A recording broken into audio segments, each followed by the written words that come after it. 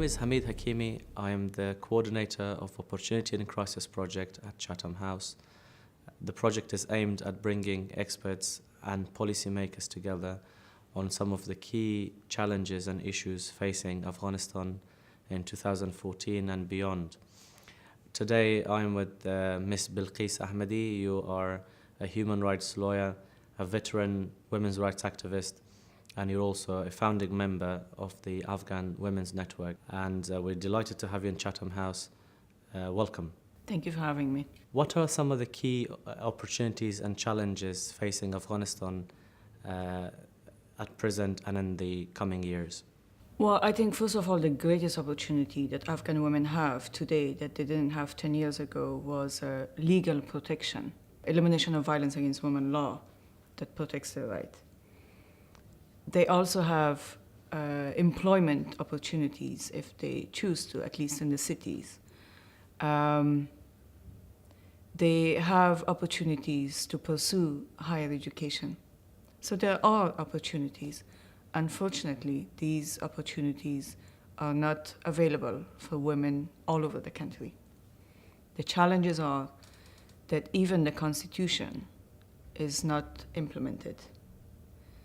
Lack of rule of law, lack of economic opportunities, lack of education opportunities. During the Taliban, women and girls could not go to school. We have a large number of Afghan girls who are now adult women who could not go to school, but there are no adult schooling or education available for them. In addition to that, security threats. I would like to mention that security is not only threat by insurgents and the Taliban. Insecurity is also caused by armed groups, by irresponsible commanders and Al-Bakai. I don't know if you're familiar with the term. The Afghan local police, as we know them here. Yes. So they have a lot of challenges, and some of these gains are very fragile. Do you think there is a misconception about what women's rights groups can do and achieve in Afghanistan? Women's rights is human rights. Unfortunately, because of lack of education and awareness in most rural areas in Afghanistan, women's rights is perceived as a Western idea. It's a matter of educating the public, the ordinary Afghans, that women's rights or women's rights activists do not threat the rights of men. In terms of economic opportunities for women, why haven't so much aid that has been delivered to Afghanistan over the decade have not brought about economic prosperity for women? Is it because there isn't a women-specific sector, or is it to do with something else? How could you explain that? I think there are different factors. One would be insecurity, lack of opportunities to resources by many women. More than 80% of Afghan women are illiterate.